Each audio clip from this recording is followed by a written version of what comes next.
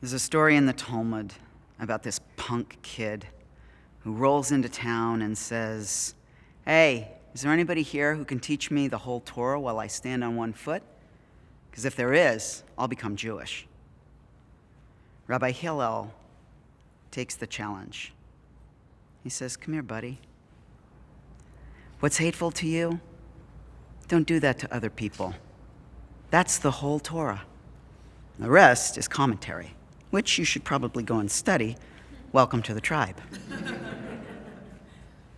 It's a beautiful teaching, but it's a moment where we get to see one of our master teachers do something so audacious, so brave and outrageous. He says, "What's hateful to you, don't do to other people. That's the whole Torah." Well, that's not in the Torah at all. He made it up. That was his Torah. And with holy chutzpah, he says the rest is commentary. He shows us what it looks like to take your life experience and your soul wisdom and teach it with that kind of authenticity and heart and conviction. And he teaches that young punk who might be there to goad him or who might be sincere. But he teaches them that if you want to live a Jewish life, first you got to live an authentic life. When I was a kid, I was fastidious about my attire. I had a very particular way of dressing, which was completely at odds with my school's dress code. So I would suffer through the day, and as soon as that bell rang, I would race home. I would duck into my closet like Clark Kent. I would strip out of the offending school clothes, pull on my play clothes, and emerge moments later, my version of Superman. Sneakers, jeans, and a button-down shirt. My clothes were this defiant way that I claimed my space in the spectrum of American boyhood. It was my radical expression of my truth, and there was nothing that could keep me out of those clothes. Well, you might be thinking, Jhos, like, what's so radical about a boy who's wearing sneakers, jeans, and a button-down shirt? And I'd say to you, well, nothing, unless that boy is still a girl. And it's 1966, and he's never seen anybody who looks like him. And she's never spoken to anybody who feels the way that she does. And somehow together, they're going to have to figure out how to be whole. I would sit in school in those dresses and skirts. Okay, I did my very, very best to find skirts that look like gladiators' kilts or dresses that look like Roman togas, but I would sit there and be so miserable. I knew that they weren't me. But in the 1960s, I didn't have any language for what it meant to be transgender. I didn't know about gender nonconformity or being non-binary. I had no way to express it except through those clothes. My clothes were my protest against what everybody said I should be, and my prayer that somehow I would figure out how to be whole. You know, every one of us stands in those crossroads at some time in our life where we have to choose between following convention or following our heart, where we have to decide, are we going to listen to what other people tell us we are, or are we going to listen to that still small voice within? Judaism was born in that crossroads.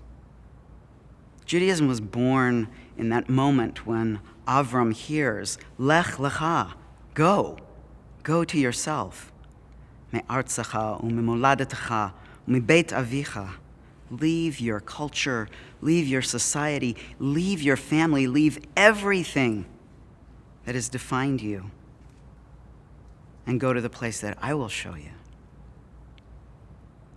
Where is that place? Can't tell you, pumpkin. And Avram says, yes. And he steps out on a road with no Torah and no Talmud, with no rabbis and no prayer book. He has no holidays. He has no melodies. He doesn't even have any matzo ball soup for when it gets rough.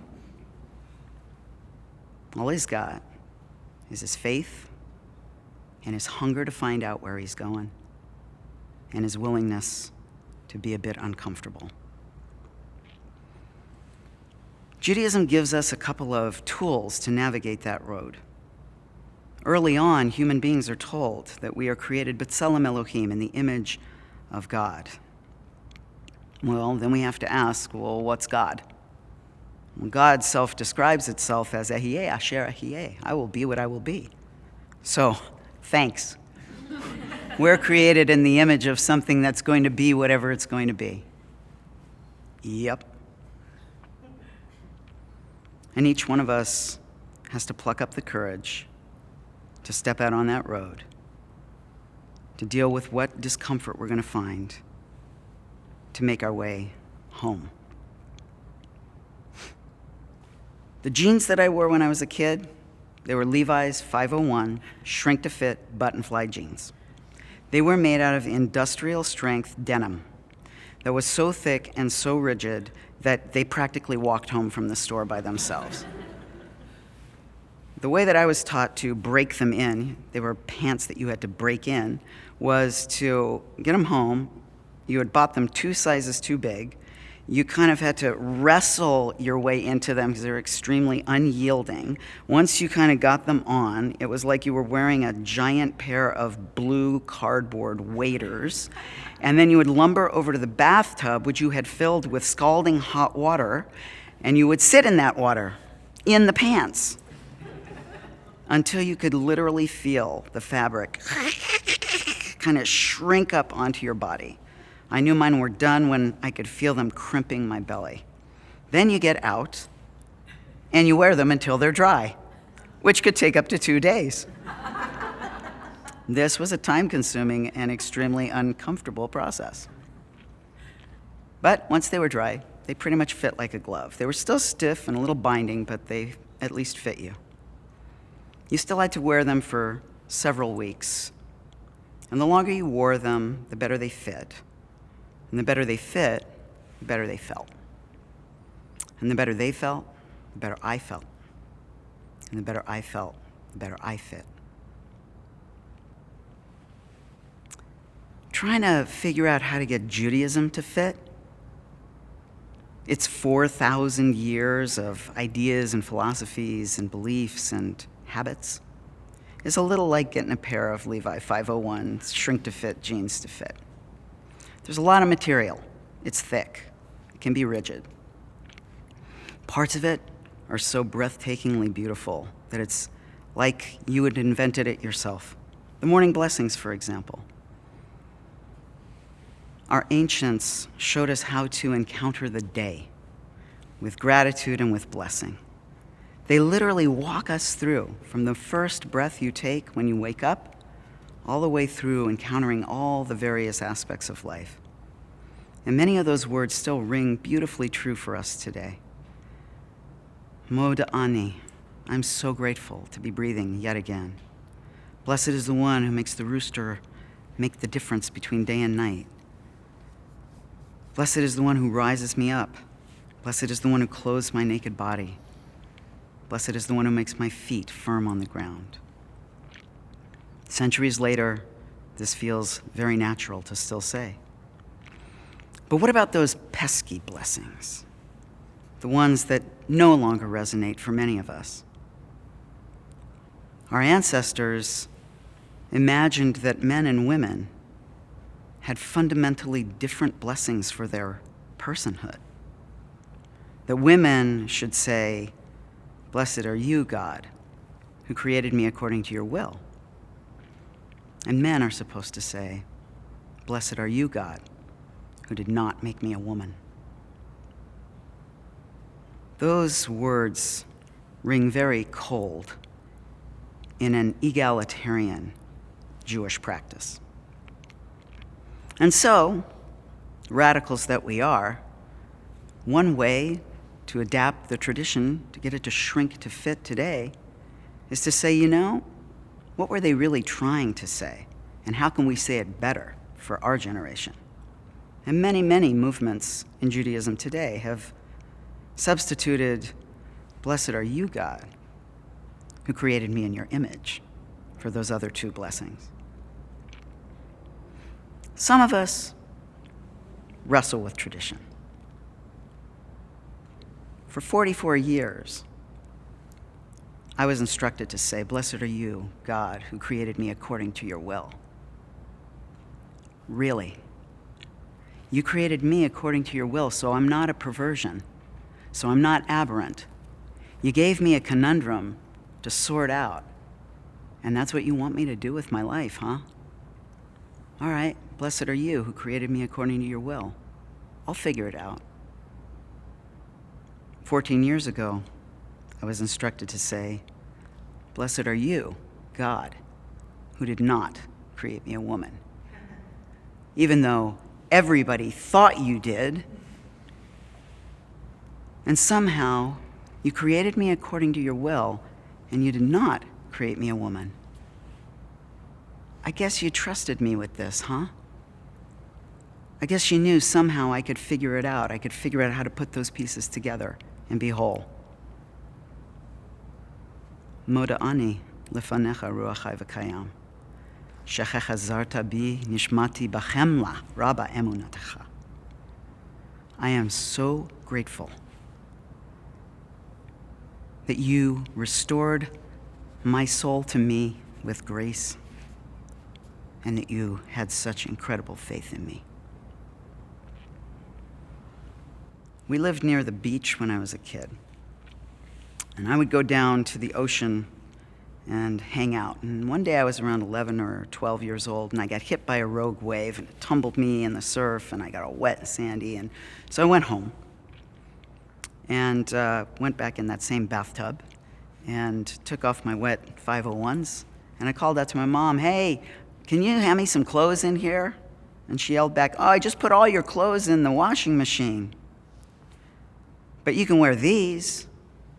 And she stuck her arm in with a floral print blouse of hers and a pair of royal blue polyester knit stretch pants.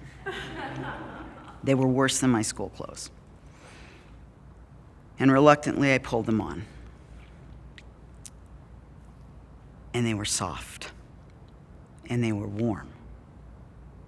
And they were instantly comfy. And they were so not me. And for an agonizing moment, I wished they were. I wished I was different. I wished that I didn't have this gender struggle to deal with. And I could feel the lull of conformity, the seduction of how great it would be to just fake it, to just go out there in those clothes and pretend like that jeans thing was just a phase. The Zohar teaches that what conceals can also reveal. We have to be careful about how comfort can conceal our truth. We also have to be careful about how much of ourselves we reveal in any given moment, and trying to find the balance between those two things as part of the walk of life. Comfort's tricky. In a spiritual practice, comfort's very tricky. We use beauty to get through hard things, but sometimes we use beauty to mask hard things. I mean, come on, who doesn't love it? Kol nidre ve'esarei. What did he just say? I don't know what we're saying. We don't know what we're saying, but we don't care as long as that cello keeps on playing and playing and playing and playing. That beautiful, haunting melody. that sits on top of words that are legalistic and dry and almost entirely irrelevant to most modern people. How many people really stop and go to those words to figure out what is really going on? What are we really saying? Why do we pay the big bucks to go to that particular service? Just to hear the melody? Our prayers are only as good as we are. Claiming ownership of what we're saying, how we're praying, and why we're praying is a crucial part of that Jewish adventure. It's part of what makes our Jewish journey authentic to us. And we have to be careful about that reveal, conceal thing. I know. Now, the very clothes that used to reveal me totally conceal me. About a year after I transitioned, when it was still really novel to be seen as a guy, I had officiated at a wedding, and the grandmother of the groom came up to me to compliment me on this ceremony. She thought it was wonderful. She was about 80 years old, utterly gorgeous, very elegant, charming lady.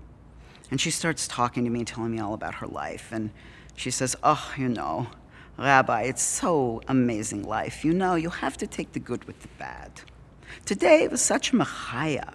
I love today. But I'm telling you, when I was pregnant with his mother in Israel, I was so sick. I wanted to die. Can you imagine? And I was so swept away. I was like, yeah, oh my gosh, I totally know what you're talking about. When I was pregnant, I was super sick too. I had hyperemesis gravidarum. I just wanted to die too. Bemet. Since when does the husband get sick when the wife is pregnant? And I went, yeah, oh, right. I mean, when she was pregnant, she was so sick, we all felt sick. She looked at me and went, men, what do you know? And there I was, back in the Lech Lecha crossroads again. The garments that I had relied on to reveal me weren't working anymore. And I was going to have to find new ways to tell my story, to show up, to be seen. Judaism has made an art form out of telling our stories. We love the stories of our rabbis and our rebels, our scholars and our scoundrels, our heroes and our villains. We tell them over and over. We plumb them for every bit of wisdom and truth they can give us, in hopes that we will find ourselves in them, in hopes that we can find that Torah in ourselves that we can own and teach. So, you standing on one foot? Never doubt for one moment, no matter how messy and complicated your life is, that you were created in the image of God. And you must be what you will be. And with courage and hunger and faith, Lech Lecha, go. Go to yourself, because the rest, it's just commentary.